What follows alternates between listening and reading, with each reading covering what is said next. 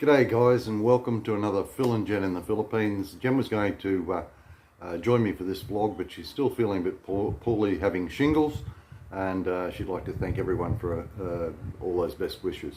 Okay, the clash of cultures is the subject of today. Unfortunately, it's a type of subject that I can't wander around and show you the beauty of the Philippines because I think it's important that you listen more than you look. What it is this clash of cultures that takes place between Westerners and Filipinos. I'd just like to say one thing. What I'm about to say may have a certain amount of ingredients involved in the clash of cultures between Westerners and Filipinos, but rest assured there's a clash of cultures in any relationship that involves a cross-pollination of cultures anyway. You're going to have to get used to certain things within a culture. If you have a relationship with a Ukrainian woman or friends or whatever, or Maltese, there is a cultural difference between groups of people. I just happen to be talking about today the cultural differences and why Filipinos, I believe, react in the way that they do, and how we, not even taking or contemplating that these things are going on as we cross-reference and cohabitate and talk to these people, why we're getting the results that we continue to get. Because a lot of expats don't have any thought at all as to why certain things occur here in the Philippines, and of course it's it's a continuance of a great annoyance to a lot of expats, and they can't work out why this type of thing's happening. The first thing is most expats judge other people on their own set of criteria, their own moral standards. They really expect a foreign national of any description to think and act exactly as they do, and that's just not the case. Now, we spoke once beforehand, and I want to put the basis of this conversation with a fundamental ingredient, for want of a better word, in the Filipino psyche. And we've often spoke about it, or I've spoken about it a couple of times, which is passive aggression. Now, it's a throwaway line, and a lot of people realise or believe they think they know what passive aggressiveness is, and they have their own definition within their head when someone's being passive aggressive. And of course we are exposed to certain personalities that are passive aggressive in our own countries, and it takes us a little bit of time to realise that that's what's going on. But because culturally we're not passive aggressive, and I'm talking about most Anglo-Saxon or European based people who are rather straightforward and whatever, recognising passive aggressiveness does take us a little bit of time because we're not exposed to it all the time. Well, in the Philippines, passive aggressiveness is a fundamental psychological mindset. And for everyone that may think they know, and I thought I knew until I decided to do this vlog, I thought I'd best look it up. And I'm going to read something, so bear with me. I won't be looking at the camera and whatever as I read the definition of passive aggressive nature as put together by the Mayo Clinic. Now, you can find this definition on Google, as I did. I did cross-reference it with a number of other psychological and medical notifications on Google, and they all seem to run a similar definition of passive aggressive. So bear with me, I'll read it to you. Passive aggressive behaviour is a pattern of indirectly expressing negative feelings instead of openly addressing them. There's a disconnect between what a person who exhibits passive aggressive behaviour says and what he or she does. For example, someone who engages in passive aggressive behaviour might appear to agree, perhaps even enthusiastically, with another person's request.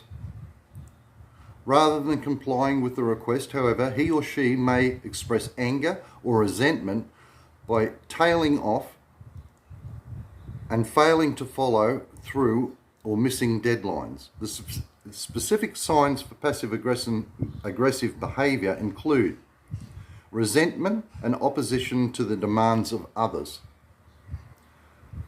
especially the demands of people in positions of authority. Now, we are viewed over here to be people in positions of authority, naturally by virtue of the fact that everyone believes that we're wealthy.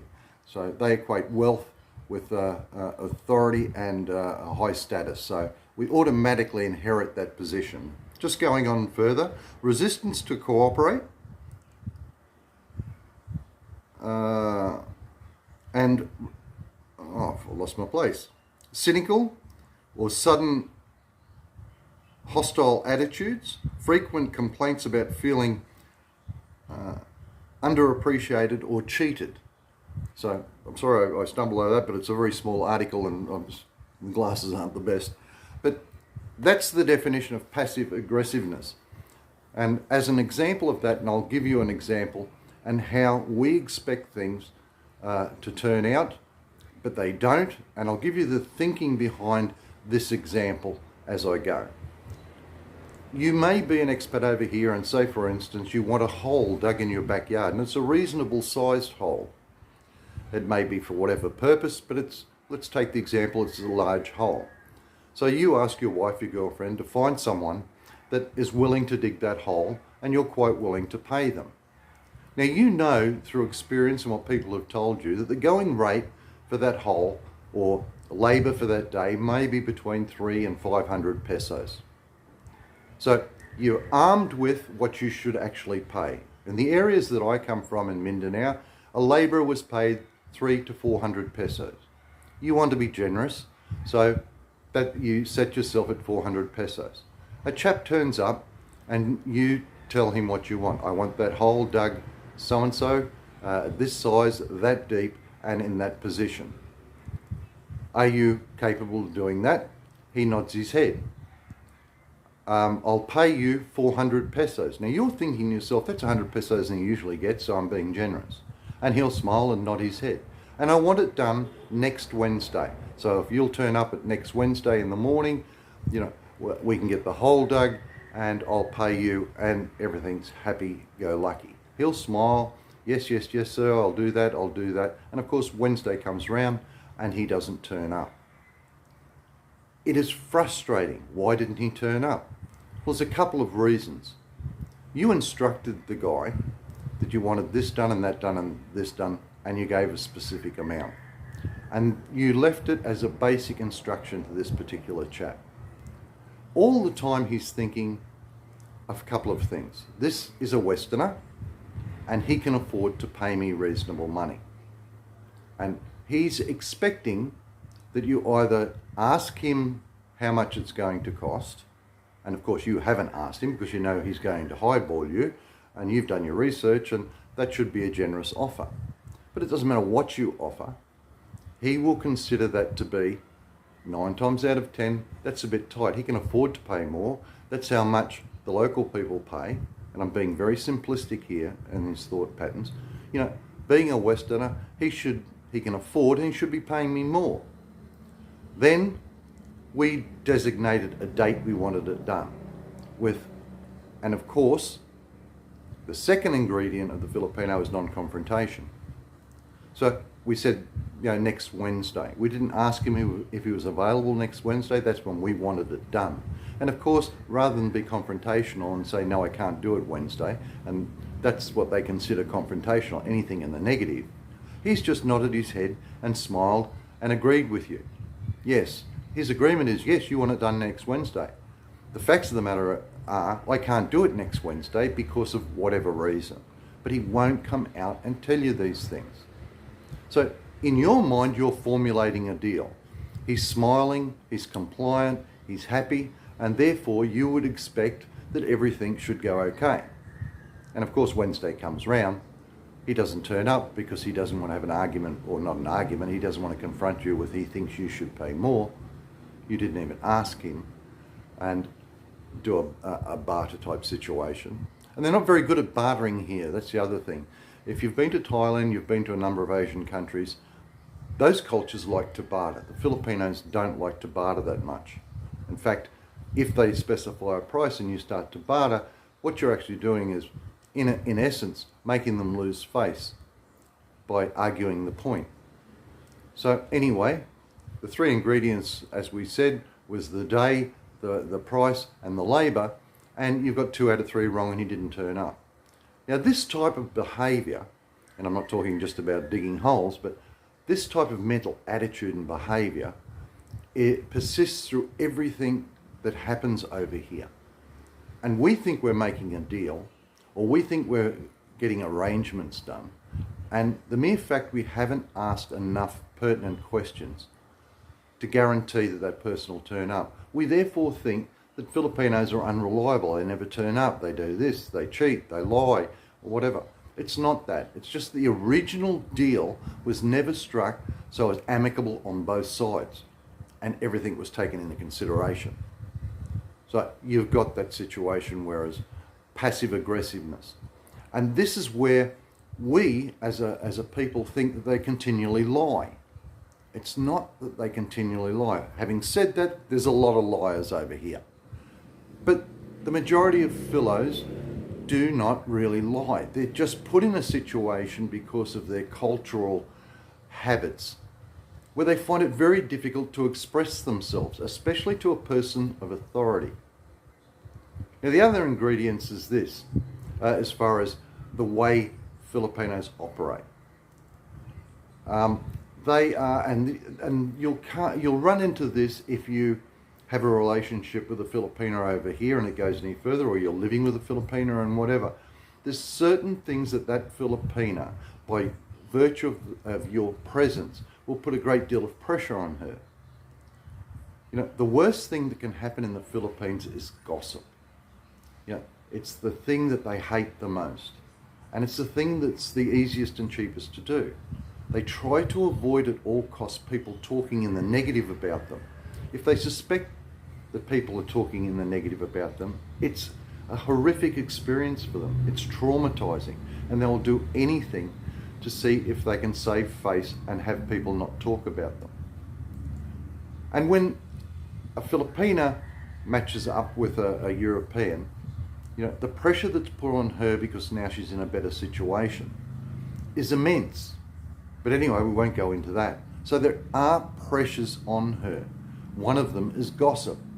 And it's easy for we from the West to say, don't worry about what people say, you know, because we're thick-skinned. What people think about us and what they talk about, to us is, we don't care. It's irrelevant, you know. But to a Filipina or a Filipino, being spoken about, and especially being spoken about negatively, has a huge impact on their lives. So keep that in mind. There's other things you're going to run into over here, which happens a great deal. And they call it over here the crab mentality. We in Australia call it the tall poppy syndrome. If you get too uppity, and the possibility of you even having a relationship with a Westerner and trying to raise your own personal conditions and that of your family, that to a lot of Filipinos is not something to say in our thoughts. Isn't that girl lucky? Isn't it wonderful that she's got a nice guy that takes care of her and is helping the family? How they equate that a lot of the time, and mainly in rural areas, although the crab mentality is all over the Philippines, and it's one of the things that are spoken about. The tall poppy syndrome comes in. This woman is getting too big for her boots. She thinks she's better than us. And the only reason she's better than us is the fact that she's married or living with this European. She's not like us anymore. You know, they call that high nose. When a person, whether it be male or female, actually elevates themselves from their station in life.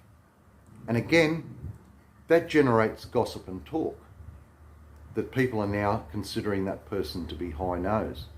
And this again affects your Filipina, or your friends for that matter. Now there's another one called thick face. The equivalent to thick face over here, or at least in Mindanao, and it could have a different specification in other parts of the Philippines, but thick face here is what we would consider to be absolute gall and audacity. As an example of that, you might have run foul of someone in your Peruk, who holds some form of esteem within the Puruk, but you've clashed for whatever particular reason. And for all intents and purposes, that person now hates your guts and goes out of their way to not assist, to undermine, to do anything they can possibly get back at you because of this friction that occurred. And you're fully aware of their feelings towards you. But don't be surprised if one day you have a party and you're putting on lechon and you've left it, as with a lot of Filipinos will tell you, once you have a party and you might invite 25 people, 9 times out of 10, 75 or 100 will turn up, because the Filipinos take it that if they're invited, they can invite friends. But don't be surprised if the person you've had this ongoing war with is one of the first knocking at the door to get his or her share of the lechon and partake of the goodness that is now being provided free of charge by you. Now, in our culture, to show their face, the gall to show their face, is just unthinkable. And yet here, if it benefits them and other people are gaining benefit, they will turn up. And it's not only for parties, they will be, as another example, these people will undermine your Filipino, and yet should something befall them and they require funds, do not be surprised that this person you've had an ongoing war with has the gall and audacity to knock at the door and then give you some cock and bull story in hopeful anticipation that you will lend them money. This is thick face. So you're going to run into that, especially in rural areas. Just think of it as the gall and audacity, as we would perceive it to be, but it is rife here as well. Now, don't take passive aggressiveness as a lack of courage. You know, they are not meek and mild people. It's just a cultural thing in how they communicate between people. You know, and don't think, going back to thick face, that by you saying this might be the white flag which gets us over this impediment that we've been involved with, so I will let this person in and she can partake of the food, or he can partake of the food, and everything will be honky-dory. It won't be, because the day after the party's over, you will go back to the same situation you had before, because the underlying problem was never resolved. So these are all the strange idiosyncrasies of this culture, and there's many, many more. Gossip, passive aggressiveness, thick face. There is probably a number. And what I'll do is I'll stop it and I'll have a think, because it's important I get all these out, and I'll come straight back to you. Oh, the other one was this. Sticky fingers, borrowing, and never getting anything back. That is a situation which I think can only be considered in a Puruk type environment, in a rural environment. People lend things to people. People assist because they're in a low socio-economic situation, and to survive here, they've got to share. They mightn't be the best of friends, but they will request, thick face, even to an enemy, to borrow something, borrow it and not return it. And the attitude here is this: if they hold on to it long enough, and you come up and say, listen, you had that set of shears for 6 months, I want it back, all of a sudden they become resentful over it, because one, you've allowed them to have it for 6 months, and therefore with longevity comes ownership. The easiest way to come to grips with that is to believe that they live in a socialist environment. And if you're a Westerner over there and you like your tools and you like this, I'm not suggesting you don't lend it to them. But again, we get back to communication and not having a clash with the culture. When you lend it to them, don't let it be open-ended. You know, if they come and ask for something, whether it be money, whether it be a tool, whether it be assistance, whatever, you've got to put a cap on that request. If it's tools in the morning and they want to borrow a machete or whatever it happens to be that they're borrowing, Yes, certainly, you can have the machete, but I do want it back here tonight at 6 o'clock.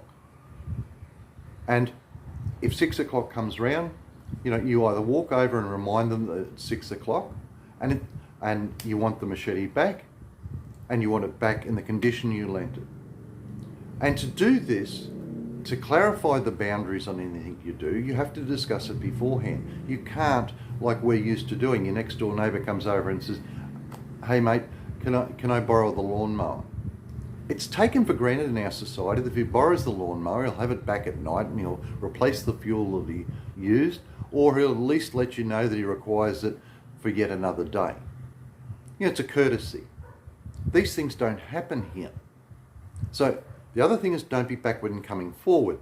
Don't be embarrassed about a situation, whereas you think, hold on, it's 6 o'clock, I told them I want it back by 6 o'clock. And you either send someone to go yourself and say, listen, it's 6 o'clock. If you want to continue to borrow stuff off me, the stuff has got to be back. They will comply 9 times out of 10, and it will be back, or they just won't borrow off you anymore. And of course, that's beneficial for you anyway. But you've got to set down the parameters with everything. It's mentally exhausting, but you do get used to it after a while. Now, the other thing I thought of is what they call maldita.